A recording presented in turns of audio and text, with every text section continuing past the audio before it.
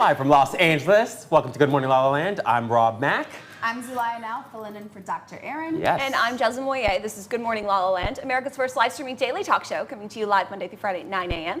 on Instagram, Facebook, YouTube, Twitter, and Twitch. Now also available on Apple TV and Roku via the EverTalk app. Yes. Happy Wednesday. Does it feel like a Wednesday? So well. Isn't it amazing? It's like incredible. I'm like watching your mouth go. Every time she does it, I kind of get like excited. I'm like, yes, it's the show. Step your game. I know. That's why I let her deliver it. Well, thank you so much for being with us today. you, So we're really excited. And we're so excited to welcome our very special guest back in the studio. Good morning, Leanne. Good morning. This Texas darling has a heart of gold. We're so excited for the launch of season 4, September 4th, Bravo's Real Housewives Dallas. Yes. Scary. She had a face. You sold that. She did. You really did. Believe me, every season I'm like, okay, it's here. Well, we want to know all about that later in the show. But first, Leanne, tell us, how do you start your day? What's your morning routine? My morning routine honestly rarely changes unless I travel, and even then it tries to stay the same. I get up, the first thing I do is have a cup of coffee because I drink coffee for everyone else's protection. And then I do a little meditation to clear my mind of any thoughts or negative energy and just to really kind of super focus on what it is that I want out of each day so that my days are driven in the direction of the goals that I have for myself and not just scattered all over the place. So I do a little meditation and then I jump on social media and I love to talk to the followers of the show. I mean, I post every morning on Instagram and Twitter, and if you catch me early enough in the morning, you will get an answer back from me. So you can ask me questions, I say hello, I wish you a great day.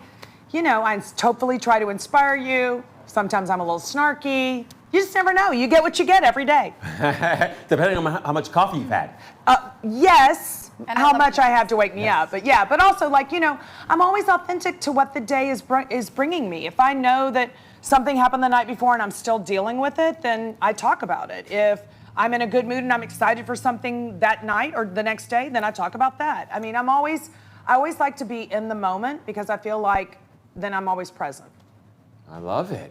Fantastic. Awesome. Right? Well, we can't wait to know all about Real Housewives later in the show. Thanks so much for being with us today, Leanne.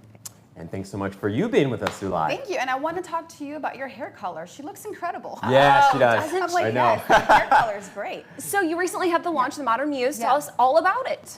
So Modern Muse launched August 11th. Thank you guys so much for having myself and my partner Julie here to talk about it. We had such a beautiful turnout. I was kind of overwhelmed and I actually teared up a little bit just looking around the room. Everybody was so beautiful. We missed you, Jeslyn. Oh, I would have really loved missed to you. I was under the weather. But the good thing, I'm sorry, we'll talk about that later. No, this is all about you. So Modern Muse, it's a platform for women to come together and really not so much inspire each other, but create a holistic place where we can listen to motivational speakers and really just even for 5 minutes to really reach our higher consciousness. Because I truly feel that when we do that, she talked about meditation earlier, when we take that moment to really connect to that part of us that's eternal, magic happens. And we don't do that often enough. And I think most importantly, the purpose of it, the purpose behind it is for us to leave a footprint and for us to come out into the world and be kind and create a footprint that's beautiful because we're all responsible. It's not just, the politicians and that jerk that lives across the street. It's all of us collectively doing it together. Yeah. So, I just love that. Do you remember the moment that the project was born? Like when you guys had the conversation? Yeah. It was born in Tulum, Mexico, like 5 years ago. Like all great things. Yeah, all great things. Where magic happens. I know. It's really a magical place. I've been back so many times since then, but we were just laying around in this beautiful resort and everybody was so zen and nice and like present. And there was a nude beach up the way that kind of inspired us a little bit. Like, why can't it just all be this beautiful? And the conversation started there. Obviously, we were having a little tequila, but it's still like it grew in a very beautiful way. Hence, 5 years later, here we are. So I'm really excited. The Modern Just Muse. fantastic. The Modern Muse. How do you balance all of that with like your very successful acting career? Is it a lot to balance? Well, all of it's a lot to balance because you have to balance your emotions. Like with work, with being an actress and a working actress, there's just such an emotional roller coaster to deal with every day. It's like, oh, I spent 3 days working on this audition. I didn't get it. Great. Then you get something. Then there's Modern Muse and there's meeting. It's really a balancing act of your inner world. I love if you that. do that right, I think you can be really successful at so many things. I totally agree, which actually brings us to the topic of the day. Absolutely. and Psychological hashtag wealth. Oh. Wealth Wednesday. Yes. I came to the right show. You did come to the right show. Imagine that. So what is psychological wealth, Rob? Yeah, so psychological wealth is basically the ability to sort of bounce back from adversity or from challenges in your life. It's really all about science. There's actually scientific explanation for what optimism is, but it's basically the ability to pivot as necessary so that you can think and act and speak in like increasingly constructive and positive ways. And so there's an entire body of research around psychological wealth and the ways in which it leads to increasing wealth in your pocketbook, in your bank account, and in your relationships.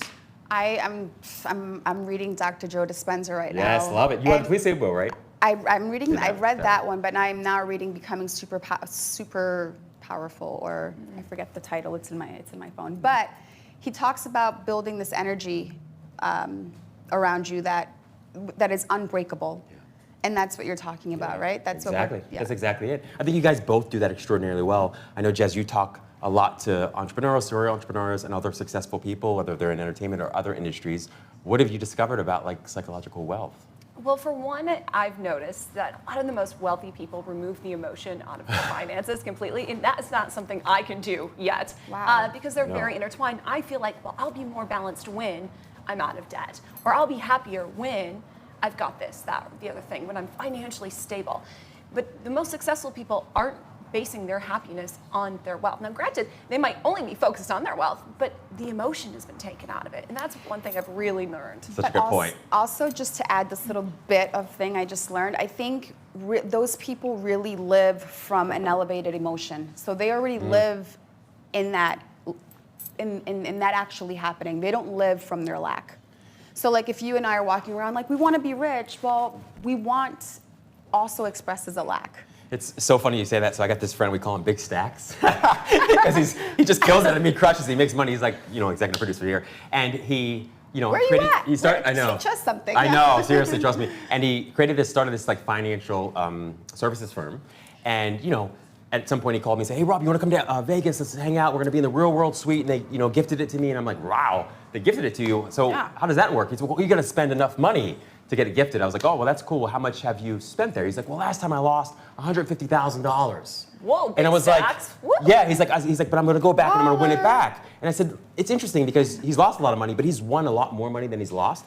And I said, "What is it that lets you continue to win?" He's like, "Because I know that He inevitably, knows. He knows. yes, I'm going Live to win." knowing. Yes. Yeah. He's like, "I always live from that space." That's the key. It's a lot easier to live from that space when you've got the money. Oh my gosh, yeah. When you So- can so afford to lose it. Exactly. So how can you do that before you have that financial freedom? You have to marry your intention with an elevated emotion. I thought you she was have gonna say to marry walk, rich. You have to walk through that like without any boundaries. You have to know, like that your name is Jeslyn, that is going to happen. Yeah, I love that. Yeah. One of my favorite Preach. authors, Neville Goddard, talks a lot about that, about living from the place of, or the feeling of, the wish fulfilled Yeah. already. It's fantastic. There's something else that you mentioned right before the show, Jez, that I wanted you to share with everyone around psychological wealth. Oh, sure. I've also noticed that some of the most successful entrepreneurs that I've engaged with make decisions fast. They do not hem and haw. They do their research, but they make a decision, whether it's right or wrong, and they act quick. They really act quick. They always say fail fast. So they're not caught up on making the right decision. They're caught up on making a decision that's the best decision from a very informed place. Do they talk And move forward. Do they talk in that study? This is a question about maybe intuition and how they use their intuition, because I have the tendency to kind of overthink a lot. Welcome to the party. Yeah. So does it talk about anything intuitive that they're doing? No, but I think that's a really good Yeah, point, yeah. actually. Listening to that intuition. For me, that's really hard, understanding the difference between my assumptions right. and my intuition. But that intuition is really that gut feeling. It told me to put all my money on green. Then I lost all my money on green. But I tried, I listened. It's You did listen, Jez. It's priming you for the win. Yes, exactly. It's so true, though. Like, and that's one of the things I struggle with. I mean, Jez knows a little bit, but Dr. Erin knows a lot about it, because I knew Dr. Erin for like 10 years or 15 years almost. Oh, really? And I would call her and other friends for like 5 years every day, like, should I move to LA? 5 years it took me. So if I had been a little bit more decisive, probably listened to my intuition in the way you guys Yeah. have, maybe I'd be richer. Well, you're here now. Here now, exactly. Yeah. That's all that matters. But you are rich. You have totally. to live from the elevated. Totally feel that way. And I would say that for me, and I wonder for each of you, what true wealth truly is. What's true wealth to you? Oh God, true wealth for me is really managing my inner world and my emotions and living in that elevated state, because it's hard to do. And once you do that, I think everything else falls into place, right? Agreed. For me, I invest heavily in social capital. My network is my net worth. I love that. Oh, That's that's fantastic. beautiful, Yeah. yeah. That's a little hashtag. You guys gotta do that. I agree with both of you. I mean, for me, it's all about happiness, and I think peace is priceless. And when I have sought peace, everything else has worked out. And if it hasn't worked out, I don't care anyway, because I'm Right. happy and at peace. Oh, well, thank you so much. Well, you look like you're at peace. Sorry. Absolutely, absolutely. We have a very exciting interview with Leon Locken coming up after the break. But first, let's take a look at last year's Rock to Recovery happening this Saturday. Stay tuned.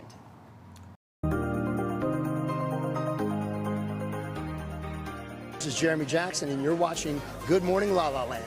My name is Petra Conti, and I'm watching Good Morning La La Land. This is Dr. Amy Harwick, and you're watching Good Morning La La Land. Hi everybody, I'm Drew Carey. You're watching Good Morning La La Land. Hey, what's up? This is Michael Starr from Steel Panther. You're watching Good Morning La La Land. Hey, I'm Carla Harvey, and you're watching Good Morning La La Land.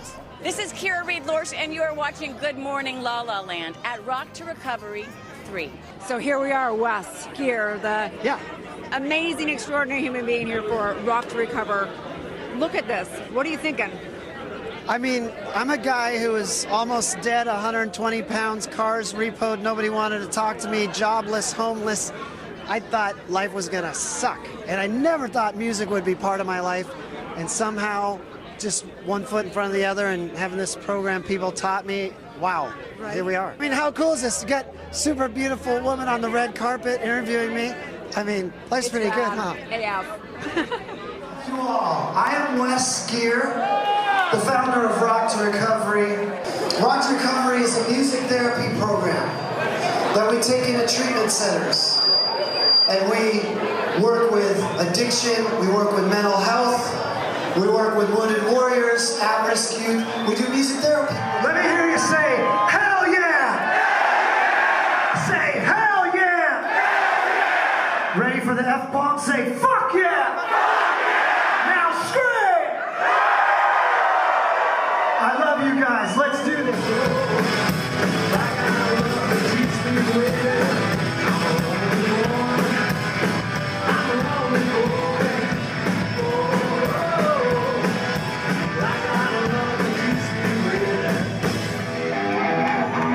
Oh yeah!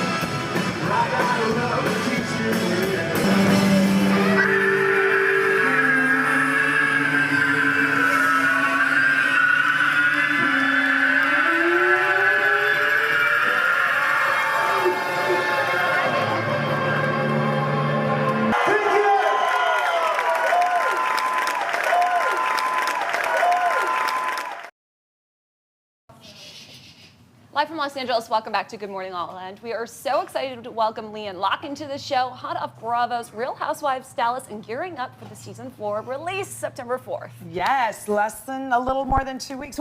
Today, it's Wow. 2 weeks. Yeah. 2 weeks. Yeah. Do you get nervous when the seasons are about to launch? You know, there are a few words that I don't allow in my body. Nervous, scared. Nothing really makes me, what is it that I should really be nervous of? I mean, I've already done it. It's in the can. They're going to edit it the way they want to edit it. So it's my job to just live through it. And if you find yourself at a peaceful place where you're like, yeah, I did that. Yeah. What are So you gonna, out of, you yeah, know? it's not even in your control anymore. It's not. yeah. That's it. So I've recently, I spent a journey. Like season 1, I was the crazy angry person who like slapped a trolley, and, pushed the cameraman, and then every season you watch yourself and you're like, oh, Leanne. And every year I've just gotten better and better. And now I'm at the point where I'm like, if I can't control it and I can't change it, I'm just gonna release it. Yeah. Because otherwise it's just stress. And I'm too old to be stressed out. Amen. Let's take a look at the trailer for season 4. Sure. She was so beautiful and innocent. And I feel bad that she came from a pet store. This season on The Real Housewives of Dallas. We will turn away from the problems of the past and give the future a chance to become the best of friends. All I know is when we signed that trust over, I know what was in there. Don't be stupid. I owned my situation. Don't say camera in my face. Oh my gosh. Faster! Can you beat them? Girl, you better check yourself. Sometimes you make me feel like I am not good enough. You're not You acting shouldn't like feel a that way. grown-ass woman right now. You're acting I'm like telling it's you how I your feel. perspective. She likes to give but she cannot take it. And I'm sick of people like that. It's like, I don't know what to do. Like, I'm just not used to all this drama. Don't kill anyone. Jail's not worth it, Leanne. Hilarious. Oh, you That's are so awesome. funny. That is Jail's awesome. not worth it. Jill's not worth It's a great girl. meditation. Yeah. Right? But did you see? Like Yes. at the end of the night, when everybody's insane, they've been in the pool, they're so drunk the next morning they need a bag of ice to open their eye. I'm like, it's okay. It's So okay. that's how you handle it on the show, but when you go home, how do you handle the inner emotional turmoil that inevitably comes with something like this? Honestly, I think for the first time this year, I've learned my new mantra is, don't let what other people say affect me. If it affects my life, if it puts my life in danger, if it affects me losing my money or my marriage, then it's okay to address it. But other than that, so you think I'm crazy? Ooh, okay. My mom had me tested. I'm not. I mean, I'm really good. I think the way I grew up on a carnival. I was born, I was raised on a carnival.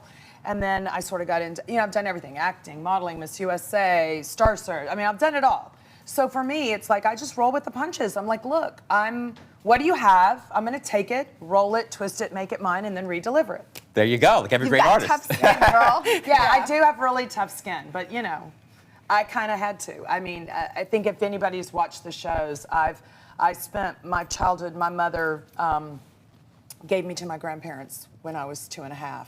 She just didn't want to be a mom, and so my grandmother was kind enough to take me in, and then I was like, as a child, I was sexually molested for 8 years by my best friend's father, and then I was almost murdered by my first fiance. So life has offered Shaped and me molded you plenty of experience. Yeah, that Wow. I'm just like, you know what? Okay. Yeah. That's not today. Today's going to be great. Today's going to be fabulous. And that's why when you say the words like I don't believe in words like afraid or scared, because I know what being nervous or being afraid really is. Like, truly, what do you have to be afraid of? It's interesting you say that. So I love that you say this. When before I started coaching, I always thought of, the most blessed life being the most charmed one, like the people that didn't face a lot of problems. And I realized it was just the opposite of that. That was actually a curse. Yes. Because when you have difficult things, and particularly difficult things like you've had, you grow from those things, and you become a better person, a happier person, a more resilient person, and a wealthier person in lots of ways. And the other thing I've become from going through all that is a very vocal person. Because so much of my life, so much of that, so many people, when they struggle, hide it because they're ashamed of it, and shame kills. So I refuse to be ashamed of what happened to me. Not like I went around as a 3-year-old kid going, hey, molest me, I mean, it happened. Okay. So if you've survived it and you're struggling at this point in time, release it. Yeah. It's doing nothing for you. Talk about it. You had nothing to do with it. I'm a real big advocate in Dallas for a couple of wonderful charities. And I'm an LGBTQ supporter, I'm an animal supporter, I'm child violence and domestic violence. And those are my heartstrings that I refuse. An HIV status shouldn't mean that you're less than. It's 3 freaking letters. It doesn't change who you are, who God made you to be. And no one should try to make that be anything different, you know? We're each beautiful. We should accept and appreciate and respect that in each other. I just love that. That's so beautiful. I'm like, yeah, I have a little electricity in my body. And I can tell, but you know, sometimes you hear people say, I'm happy and I'm this, and you look at their smile and you just know that that's not the truth. They're not. But you are. I am. You are very beautifully happy. I refuse to be anything else. Yeah. I refuse to allow someone else's thoughts. Listen, I'm not saying that I don't on the show. There are moments like on the Thailand trip, believe me, I spent 2 solid hours in my shower crying my eyes out, hating every single one of my cast members because they were all coming for me. But at the same time, once I get through it, once I release it, I'm gonna pick myself up and move forward. Because I don't want to stay in a place of uncomfort and distress and pain. I want to stay in a place of peace. So moving forward, what's next for you? What else are you working on? Oh, I love it. I just signed with a new manager out here, and I'm gonna get back into, like, you know, acting. I used to be an actress and a model, and I loved it. I was in the movie Miss Congeniality with Sandra Bullock, and I played Faye Dunaway's daughter in Rain, and I miss it. I just recently did a commercial for Bravo movie The Kitchen with Vicki Gunvalson and Sonia Morgan. And I mean, I would deliver a line and I'd just be like, God, I miss acting. Fun, you know? And then we walk out and all the people at Warner Brothers like, you're so good. And I'm like, I miss it. Thank you for having me do this. I just had so much fun doing this. What do you love most about acting? Being someone else. It's fun, huh? Yeah. I think it's such, you know, I think what stops people from being successful is a lack of responsibility of being who they are and accepting who they are and discovering who they are. And you see that a lot on my Housewives show. There's a lot of my cast that have a difficult time accepting who they are. I've accepted who I am. I've accepted what I've been through, and I know what I'm capable of, and a tremendous amount of power comes with that. And all that wealth that you have from just the way that you grew up and things with your mother, I mean, those are just great experiences to take with you and to just fill your empathetic body with for acting. That's really beautiful. Oh yeah, and to fill it on really rich on Real Housewives. Yeah. The elephants we went to, that's an elephant sanctuary. And so when we're there, I mean, they're telling us all about what they do to elephants to make them workable with people. And it's, when you watch the show, you will see me. I cry. I go to an elephant and I touch it and I'm like, I want to love you. Like, I want to say, I'm sorry for every human that did anything wrong to you, because I relate to that. Yeah. I relate to what those elephants experienced.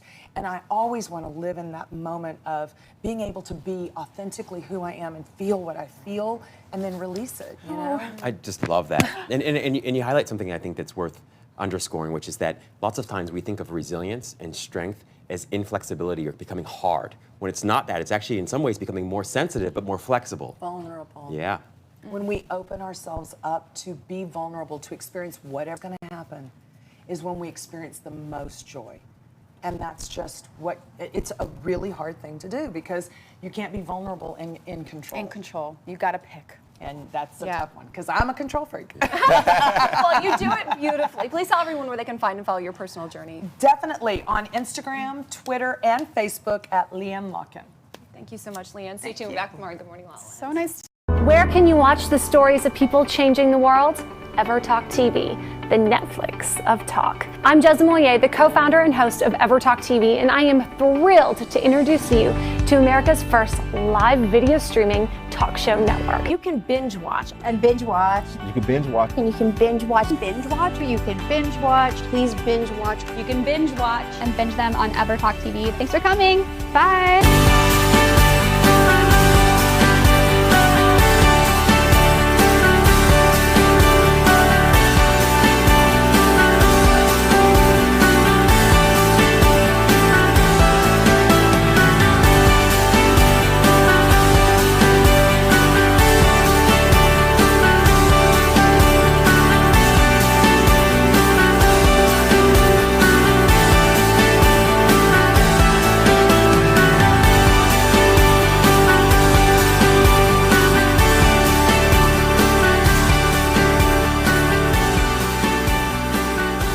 That will inspire, uplift, and empower you anytime, anywhere on EverTalk TV, your home for talk.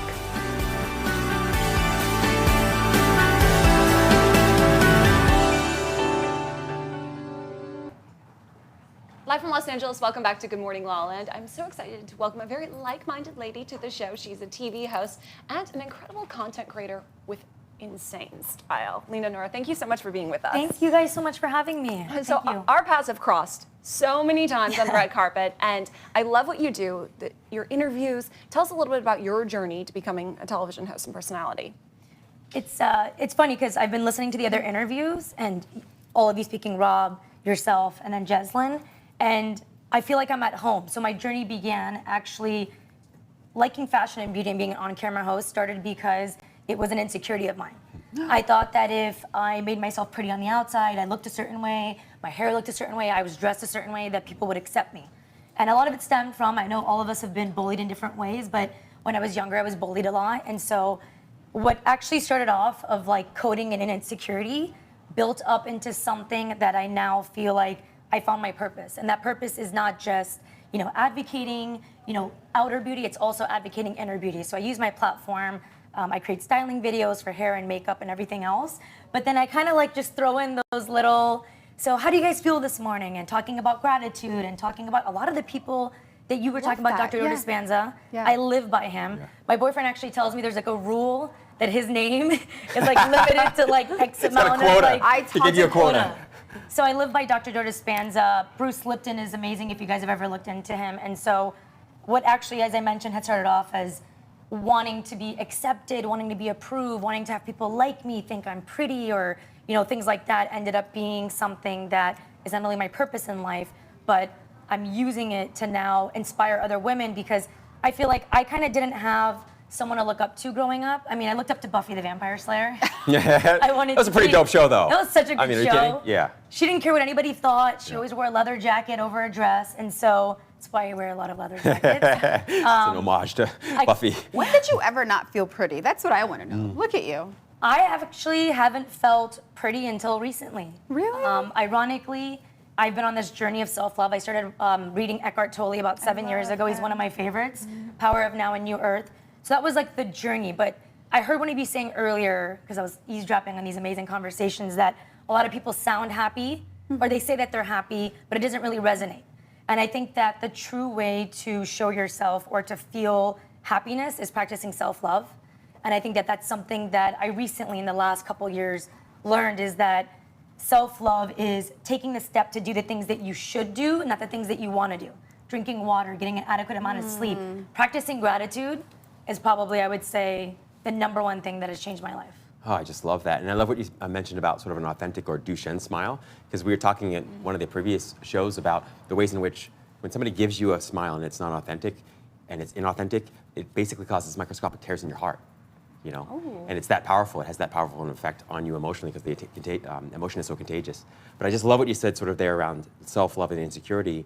So in addition to practicing gratitude, how did you cultivate this kind of self-love that you have today?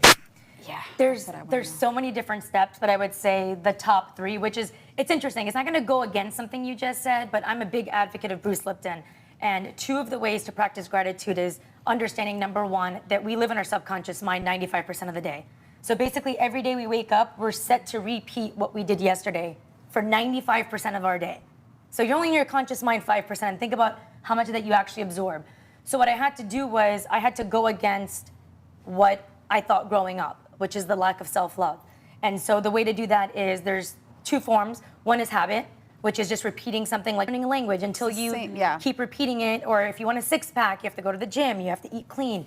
So what habit is that what's very important to me is how I go to sleep and how I wake up. So you're in your theta brain state 10 minutes before you go to sleep and 10 minutes when you wake up. That's pretty much the only time frame that you can rewrite your subconscious mind. So I listen to affirmation videos. So I go online and right before, and this is like when you're dozing off, I have that like headband that goes over my ear and it's the affirmations for 4 hours straight on repeat. And it's like, you are amazing, you are loved, you can achieve anything you set your mind to. And so I listen to that when I wake up and right when I go to bed. And that's how I start my day. And then I have a gratitude journal. And the reason why the gratitude journal is important to me is that 3 of the gratitudes that I put in there is you are blank, or so it's actually me saying it to myself. So I am proud of myself because, I'm amazing because, and I love myself because. So it just reaffirms through habit that you love yourself and you're practicing. And what's interesting, so this is the part that I said that kind of goes different than what you just said, was the Dr. Bruce Lipton talks about how even when you're not happy, you have to just keep repeating, I am happy, every single day, all throughout the day, especially when you get a negative thought or like a thought that doesn't make you feel good about yourself. You're supposed to substitute that thought, not dismiss it, let the thought come, let it pass, and then say, I am happy, and smile. And that there's a mind and body connection whereby physically smiling and saying, I am happy, you have put that happy thought in your head. And that just kind of like spreads down with like the... I love that. It's basically not letting your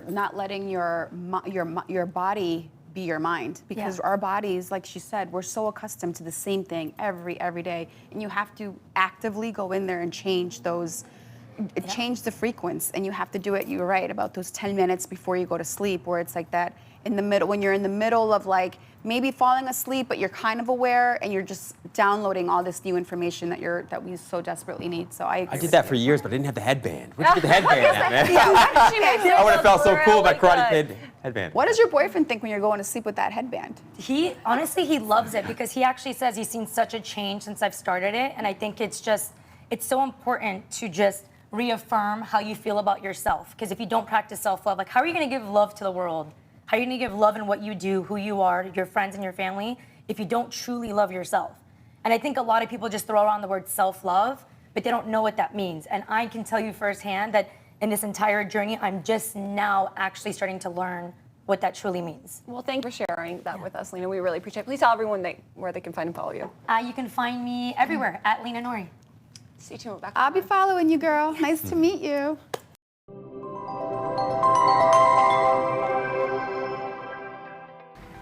I'm GMLA, host of Good Morning La La Land on EverTalk TV. As a little girl with big dreams, I couldn't stop talking. I turned that into a career of premieres and red carpets and even a talk show. And recently, I had my aha moment. I was hosting a live event. A woman who represented a national cancer support community gently pulled me aside from the glitz and the glam, and she thanked me for mentioning their program on my show. Because of those few words that I had spoke on air earlier that week, one of our viewers battling cancer reached out and got the financial and emotional support she so desperately needed. I'm so grateful to have experienced that moment, a moment that truly reflects how much conversation and community matters. We need more of what matters. It is my passion and purpose to create content and lead a conversation that will ignite the light in my community and empower them to live their best lives, starting today. I'm GMLA, and I'm a host on EverTalk TV.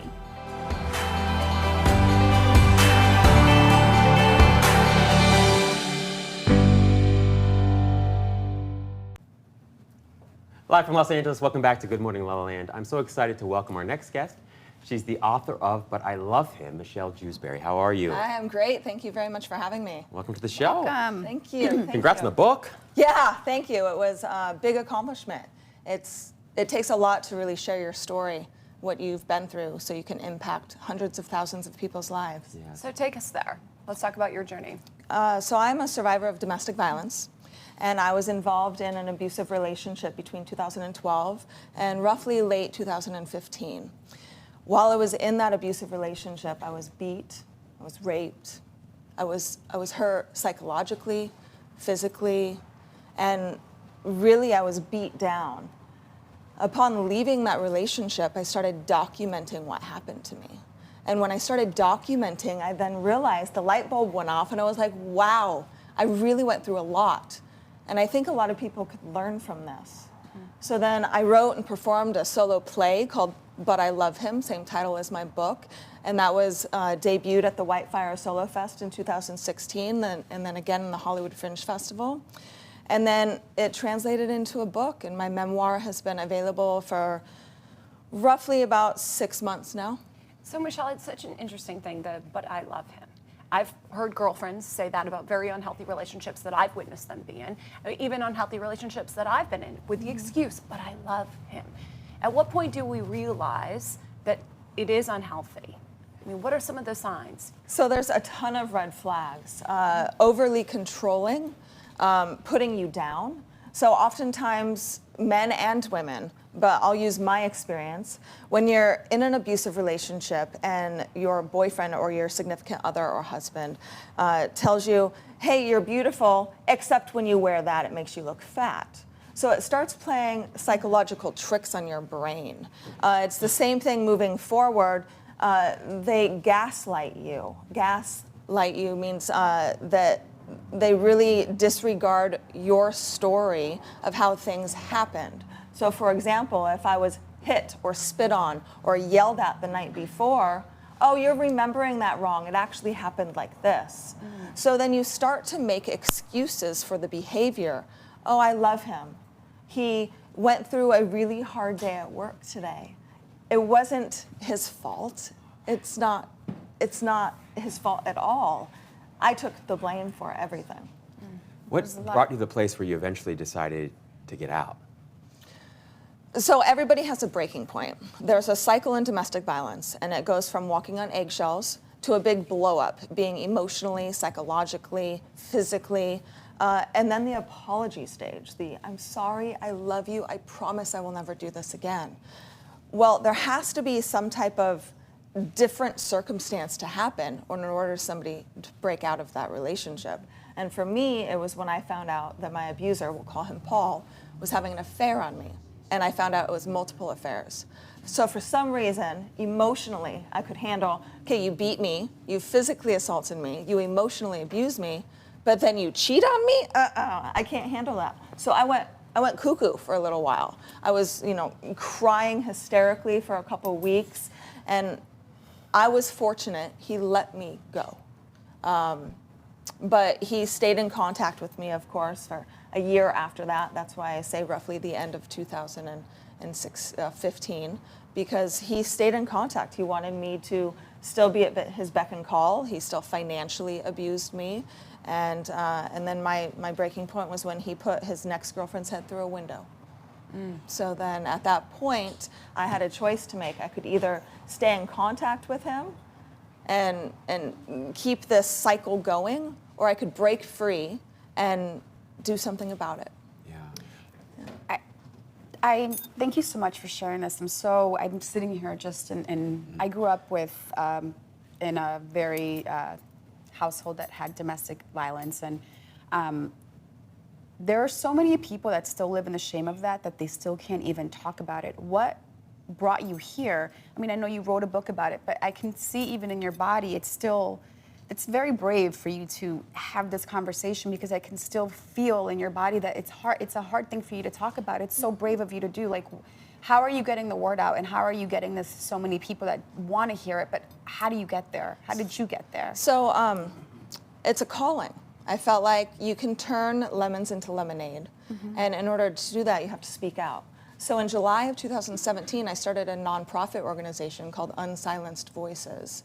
And we work in Ghana and Sierra Leone, Africa. We're expanding to Nepal and also the LA area. We just partnered with some really great people, which I can't name drop right now because it's not out there yet.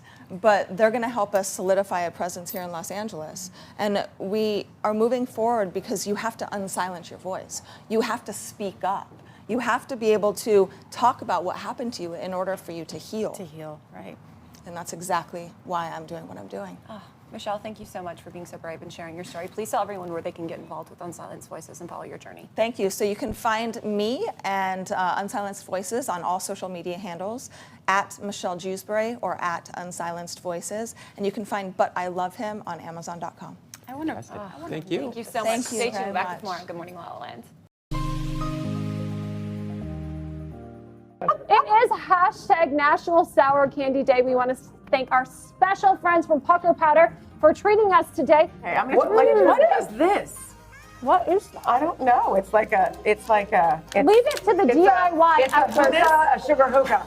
This looks like what I would fill up my car with, the tires. You know, the air thing. For those of you watching who haven't met Tanya Mimi, she is an Emmy-nominated host. Oh my God, you're so Selma's House, Homer Colton Family. She's a DIY expert, and she's always up for a challenge. So why not give her this sour? Here we go, Tanya. Oh, come on. Shut up. Woo! Oh my gosh! Oh my gosh! Come on. She's up for it.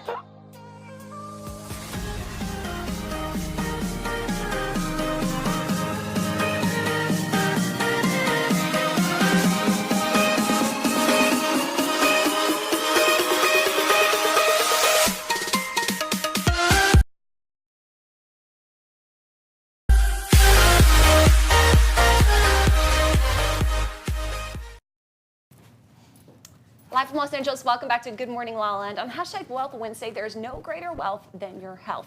We have the founder and CEO of Glow Premium Beverages, award-winning Best Natural Hydration, John Larson. Thank you so much for being with us today. Thank you very much for having me. So as a serial entrepreneur, how did this start for you?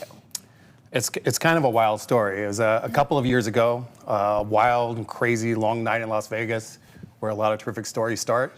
And end. That you never tell That's ever again. right. Yes. I don't know if it all stays there, but nonetheless, it was a group of us having a crazy night, crazy long, wild night. And at some point in the evening, I decided, I'm going to pump the brakes a little bit and look for something other than a cocktail. I wanted to go the distance. And so it's a marathon, not a sprint, huh? Absolutely. And I looked at the options there, and the options were, the sodas and the juices that they're mixing with the cocktails, full of sugars and not very healthy for you. And then an expensive, boring bottle of water, right? And so I opted for that bottle of water that night. And I continued with that night, and the night was absolutely out of control and crazy.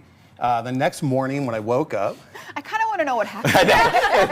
You yada the best part. Well, I had it. It's kind of wild. Well, I'll let you know. Our group, we were asked to leave a little earlier than You the got rest of the kicked crowd. out. Yeah. But early Vegas exit. being Vegas, we were able to find a lot of extra entertainment following that. Not necessarily that entertainment, but along the ways, the next morning I woke up and I was thinking, geez, I've got to undo what I did to myself the night before. And I was thinking about, why aren't there good, healthy, functional beverages, in nice nightlife venues like this, or even, nice cafes, things like that. Something kind of like that multivitamin, kind of an entire drink that just speaks to everything going on in your body and your mind. And I started looking around and I started researching, and I couldn't believe, this category, the functional beverage category is a $94 billion a year category. Wow. And I still couldn't find, I couldn't find, a drink that, why aren't these drinks in this space? And as I looked further, it really dawned on me that there's just been a lack of premiumization in this space. Most of the functional drinks are made for extreme athletes and for adolescent males, but nothing that speaks to any of us. Nothing that speaks to, our lifestyles, be it professional, active, or even, socially active at night. So I went to work, hired a consultant, because I had no idea what I was doing when it came to the beverages. And I said, look, I need to formulate a drink. What will it take? And they said, well, listen, what do you want us to do? And it's amazing, as you put together ingredients and they're talking about function, or you're looking for it to, for it to enhance the mind, the body, whatever it might be, you can add all these great things in. And in formulating it, I thought about the group that I really was looking to serve, and it really was the dance music fan. The EDM guys, right? Who wanted to be most. vegan, gluten-free, and no GMOs, right? Yeah, absolutely. My kind of drink. But those fans are nonstop. If you go to these festivals or these clubs, they dance for hours on end. Oh yeah. And I said, look, let's build a drink that will have them feeling great that night, but even better in the morning. And then I said, look, let's not stop there, because listen, they're fit, they're active, they're working. Why can't we make that drink so they can thrive from the time they wake up until the time they call it a night? And so, that's kind of what we put together. These drinks are fantastic while you're at the gym. Does it taste good? Now, Oh, award-winning. You're telling me there's only 15 calories in this entire bottle. Absolutely. No Wow, that's artificial actually sweeteners. incredible. It's really terrific. Mango. We've won awards for best hydration drinks, our black label it's drinks, good. our energy drinks. They've won awards. And like I said, I want this to have amazing utility. Wow, that is really good. Award-winning mixers as well. So a lot of the ingredients, I recognize all of them. Milk thistle, that's great for liver, right? Right, Processing. absolutely. What about the prickly pear? It also helps you detox. It's one of those things that kind of helps keep the body clean and functioning at its highest level. So what do? You drink this like with your first drink, or do you just drink it throughout the night? You mix it? It depends on what you're using it for. So when I'm at the gym in the morning, I grab one of these white labels and use it. I don't need a heavy carbs. I don't need a lot of sugar. So instead of a Gatorade that was built for an NFL player, I'm drinking something like this. It really fits my lifestyle. And then as the day drags on and I'm starting to slow down a little bit, maybe I'll grab one of the black label. It has a little more caffeine in it, because these are caffeine free. These are kind of like an adult sophisticated Gatorade that has much better functioning ingredients and health benefits. The name is really attractive too, Glow. Yeah. It's like Stay glowed up. Yeah, stay glowed up. Glow from the inside out. There it is. What you put in go. is what you're exuding. Absolutely. John, please tell everyone where they can find, follow, and learn more about Glow. We're just expanding to the Ralphs in here on the west side, primarily in Amazon, some of the top nightclubs here in Southern California as well. So check us out on our website, drinkglow.com. Awesome. Stay Thank tuned. you. Back with more on Good Morning La La Land.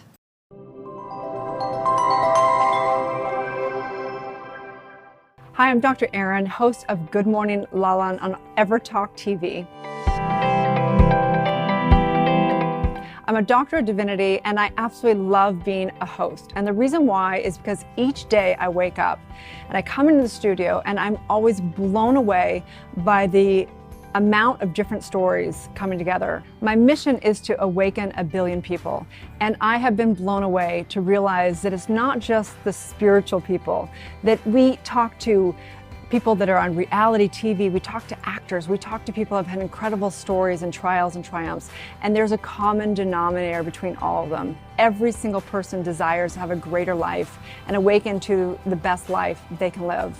I'm Dr. Erin, and I'm a host on EverTalk TV.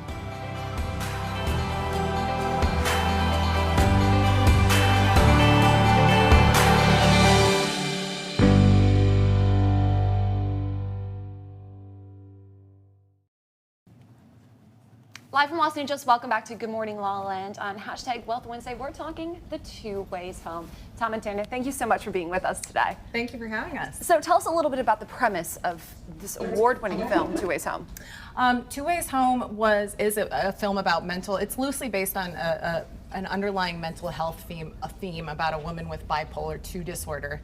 And Tom plays my grandfather in the film, who is also suffering from PTSD from being a vet. I really wanted to create a feature in which women left the movie feeling empowered about themselves. And there's not a lot of films out there right now that people can walk away from feeling good about themselves who have dealt with mental health, that accurately portray mental health, that feel like they maybe have taken the shame out of the condition of having mental health disorders when there's 56 million Americans who are plagued with a mental health disorder and not enough funding. And so fortunately with this film, we've been endorsed by National Alliance for the Mentally Ill. We just got back from the Dallas Film Festival where we won a Women's Empowerment Award. Congratulations. Yes, Awesome. Thank you, the Women Texas Film Festival. And we have other film festivals unrolling, and we're really proud of our work. Oh, absolutely. Let's take a look at the trailer for Two Ways Home. Oh, Kathy, we're releasing you at the end of the month. I know that you wanted the extra time, but we are positive that you are ready. I just feel like they're gonna see me as who I was then. Of course they are. And now they're gonna see who you are now. After all these years, you think you're just gonna swoop in here and fix all our problems? You're not in charge of me, Kathy. You were a ward of the state. Well, I'm still your mom. You're trying too hard. Where's our daughter? Kathy's drunk again. You're way bigger than anyone thought. This is still going on. Oh, I'm sorry I couldn't cuddle up next to you and say, honey, I'm bipolar.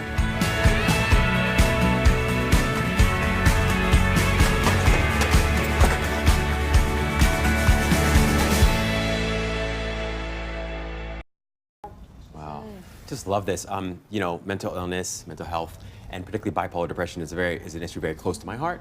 And I know since like 1950, we have 10 times the bipolar depression. Yeah. That and so I just wonder for each of you, why is this such an important topic? Making the film, I wasn't thinking about any of the causes. We were making a movie about real people and shooting it where the real people were from, where Tana is from. And all of these other causes come out, the audience teaches you what your film is about. You can watch a film 100 times with different audiences and find out more about what the cause is. But of course we know about returning vets that are homeless, jobless, and without medical care or mental guidance, And then it gets tossed over to the abuse of their loved ones. So it just has a domino effect.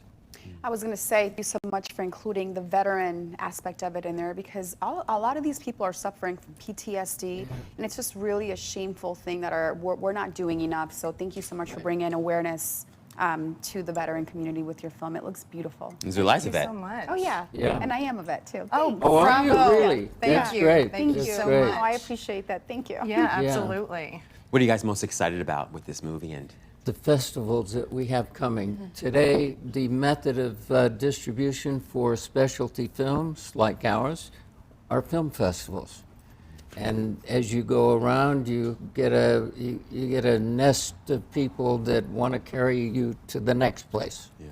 And also, I think just the amount of dialogue, of inspiration that the film I've seen create in other people, and other women, and other people who come out and say, oh, I've had that experience. I've had that experience with my mom. Oh, that was me. Oh, that was, you know, and creating, I think, as a filmmaker, anything that can create dialogue, that can create healing, that can promote something that is taboo in society, something that there is a stigma attached to, and bring about change at any level, you know, whether it's minuscule or it's a grand, you know, a grander scheme of change is so beautiful and such a gift. So I'm just pleased that the film's working. Yeah. Is it hard to shoot a film like? I'm sorry. Go ahead. No. Is it hard to shoot a film like you know? I had a very short-lived acting career, and part of the reason I didn't continue it was because I would audition for something or I'd do something and I would be kind of locked into that character. So if I had to play somebody, I just couldn't get out of it. I wasn't mentally strong enough. Is it hard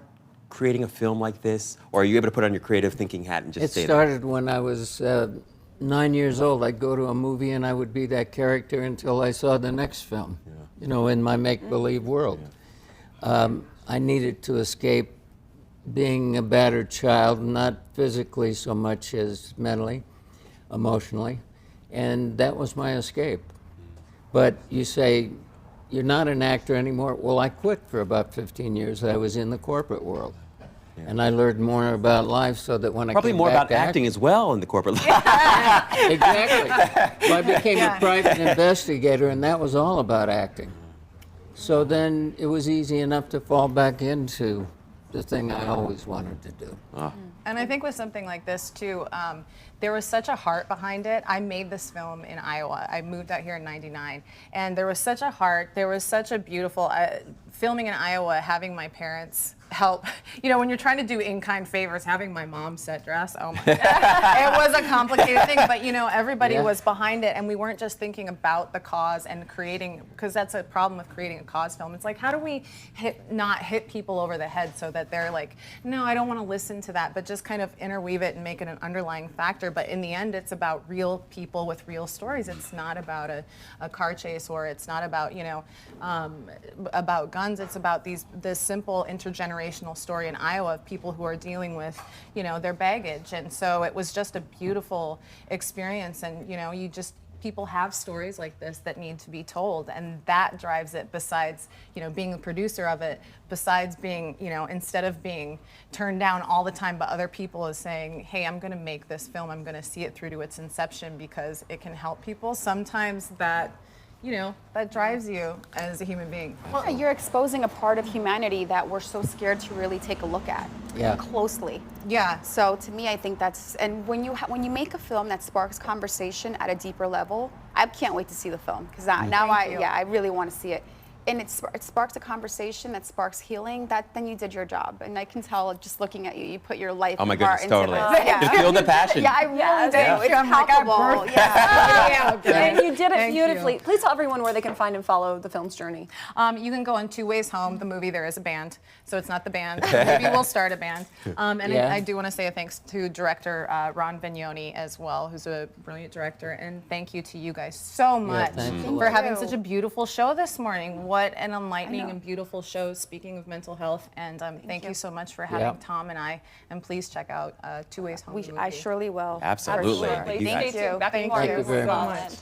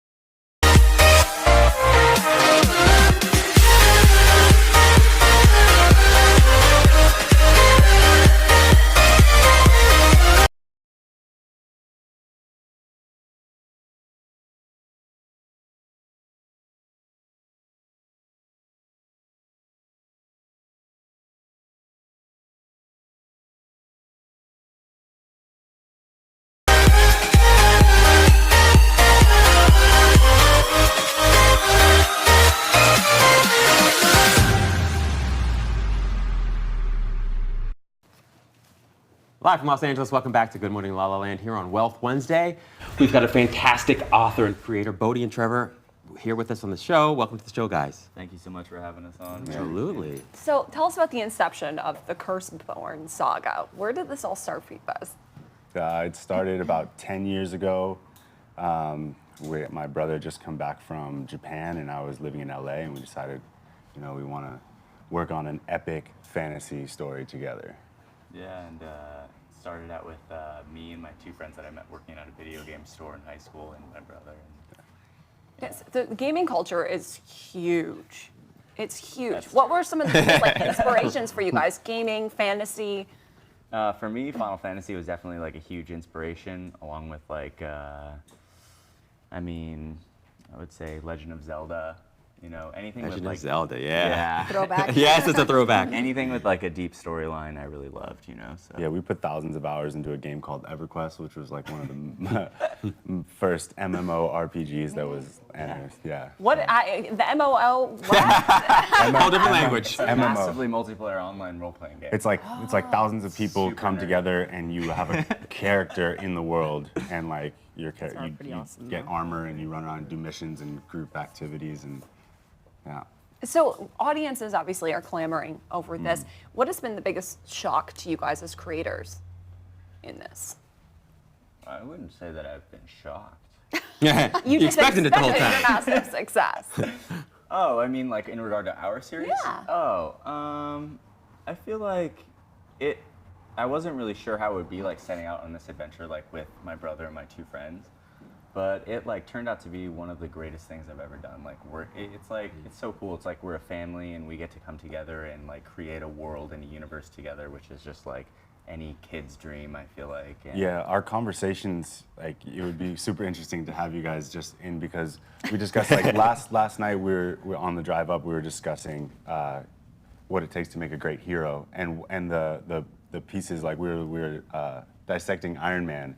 For the reasons we love him, because he doesn't have a superpower. He's not like Superman. He can't, he's just a normal human being using his mind, his intelligence. So it's one of the reasons I didn't like it right away. When I heard about the premise of Iron Man, I was like, not really feel like a super. Then when I saw the movie, I was like, well, I'm in. He's pretty cool. Yeah, but exactly. It just goes to show that you could have all these people with so many great superpowers, but at the end of the day, the human battle, the strength of will, the tenacity, the unfaltering faith, that everyone has, that he brought out, that, he was the one that snapped his fingers and saved the whole universe.